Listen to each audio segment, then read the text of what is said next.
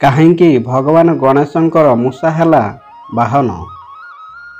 ବନ୍ଧୁଗଣ, ବିଦ୍ୟା ଏବଂ ବୁଦ୍ଧିର ଅଧିଷ୍ଠାତା ଦେବତା ହେଉଛନ୍ତି ପ୍ରଭୁ ଗଜାନନ। ବୁଦ୍ଧିଦାତା ଗଣେଶ ସବୁ ସମସ୍ୟାର ସମାଧାନ କରିବା ସହ ନିଷ୍କର୍ଷରେ ପହଞ୍ଚିବାର ଉପାୟ ଦେଖାଇଥାନ୍ତି। ବିଶାଳକାୟ ରୂପ ଧାରଣ କରିଥିବା ଗଣେଶଙ୍କ ବାହନ ବହୁତ ଛୋଟ। ଏନେଇ ନିଶ୍ଚିତ ଆପଣମାନଙ୍କ ମନରେ ପ୍ରଶ୍ନ ଆସିଥିବ, ଭଗବାନ ଗଣେଶଙ୍କ ବାହନ ମୂଷା କାହିଁକି? କ'ଣ ପାଇଁ ପ୍ରଭୁ ମୂଷାକୁ ନିଜ ବାହନ ବୋଲି ବାଛିଛନ୍ତି? ତେବେ ଆସନ୍ତୁ ଜାଣିବା କ'ଣ ରହିଛି ଏହା ପଛର ରହସ୍ୟ। ବାସ୍ତବରେ ଗଣେଶଙ୍କ ବାହନକୁ ନେଇ ଦୁଇଟି ପ୍ରାଚୀନ କଥା ପ୍ରଚଳିତ ରହିଛି।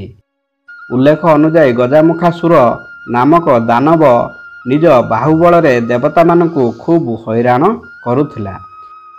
ଏନେଇ ସମସ୍ତ ଦେବତାଗଣ ଏକତ୍ରିତ ହୋଇ ଗଣେଶଙ୍କ ପାଖରେ ପହଞ୍ଚିଥିଲେ। ଏହା ଦେଖି ପ୍ରଭୁ ଗଣେଶ ଗଜାମୁଖାସୁର କବଳରୁ ମୁକ୍ତି ଦେବା ପାଇଁ ଦେବଗଣକୁ କଥା ଦେଇଥିଲେ। ଏହାପରେ ଗଣେଶ ଏବଂ ଗଜାମୁଖାସୁର ଦାନବଙ୍କ ମଧ୍ୟରେ ଭୟଙ୍କର ଯୁଦ୍ଧ ହୋଇଥିଲା।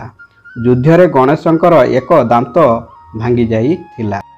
ଏହା ଦେଖି ଶ୍ରୀଗଣେଶ କ୍ରୋଧିତ ହୋଇ ଭାଙ୍ଗି ଯାଇଥିବା ଦାନ୍ତରେ ଗଜାମୁଖାସୁର ଉପରକୁ ଏପରି ଆକ୍ରମଣ କରିଥିଲେ ଯେ ଦାନବ ଗଜାମୁଖାସୁର ଡରିଯାଇ ମୂଷା ରୂପ ଧାରଣ କରି ପଳାୟନ କରିଥିଲେ।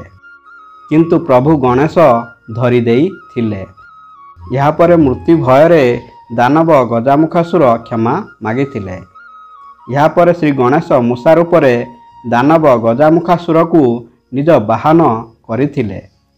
ଅନ୍ୟ ଏକ ପ୍ରଚଳିତ କଥା ଅନୁଯାୟୀ ରାଜା ଇନ୍ଦ୍ରଙ୍କ ଦରବାରରେ କ୍ରୋଞ୍ଚ ନାମକ ଜଣେ ଗନ୍ଧର୍ବ ଥିଲେ। ଥରେ ରାଜା ଇନ୍ଦ୍ର ଏକ ଗମ୍ଭୀର ବିଷୟରେ ଆଲୋଚନା କରୁଥିବା ବେଳେ କ୍ରୋଞ୍ଚଙ୍କର ସେଥିପ୍ରତି ଧ୍ୟାନ ନଥିଲା। ସେ ଅପ୍ସରାମାନଙ୍କ ସହ ବ୍ୟସ୍ତ ଥିଲେ। ଏହା ଦେଖି ଇନ୍ଦ୍ର ରାଗିଯାଇ ତାଙ୍କୁ ମୂଷା ହେବାର ଅଭିଶାପ ଦେଇଥିଲେ। ଏହାପରେ କ୍ରୋଞ୍ଚ ଏକ ବଳବାନ ମୂଷା ରୂପ ଧାରଣ କରି ପରାଶର ଋଷିଙ୍କ ଆଶ୍ରମକୁ ଆସିଥିଲେ।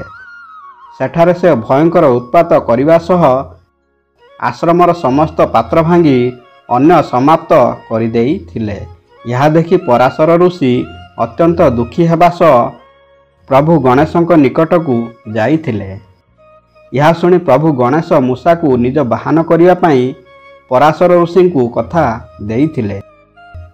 ପରେ ପ୍ରଭୁ ଗଣେଶ ମୂଷାକୁ ଧରିବା ପାଇଁ ଏକ ଫାଶ ପକାଇଥିଲେ। ଏହି ଫାଶରେ ମୂଷାଟି ଧରା ପଡ଼ିବା ପରେ ଚେତା ହରାଇ ଦେଇଥିଲା।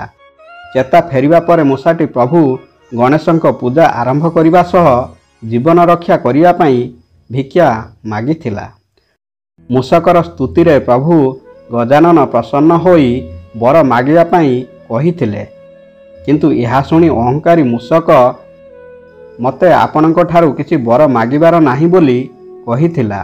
ଆପଣ ଚାହିଁଲେ ମୋ ଠାରୁ ବର ମାଗିପାରିବେ। ଏହା ଶୁଣି ଗଣେଶ କହିଥିଲେ, ଯଦି ତୁମ ବଚନ ସତ୍ୟ ହୋଇଥାଏ ତେବେ ତୁମେ ମୋର ବାହନ ହୋଇଯାଅ।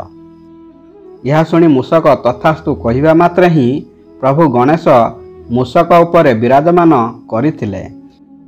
ଏହିଭଳି ଭାବେ ପ୍ରଭୁ ଗଣେଶ ମୂଷାର ଗର୍ବ ଭାଙ୍ଗି ନିଜର ବାହନ କରିଥିଲେ। ବନ୍ଧୁଗଣ, ଭିଡ଼ିଓଟି ଭଲ ଲାଗିଲେ ଭିଡ଼ିଓକୁ ଗୋଟିଏ ଲାଇକ୍ ଏବଂ ଆମ ଚ୍ୟାନେଲକୁ ସବସ୍କ୍ରାଇବ୍ କରିବାକୁ ଭୁଲିବେନି। ଧନ୍ୟବାଦ। ଜୟ ଗଣେଶାୟ ନମଃ।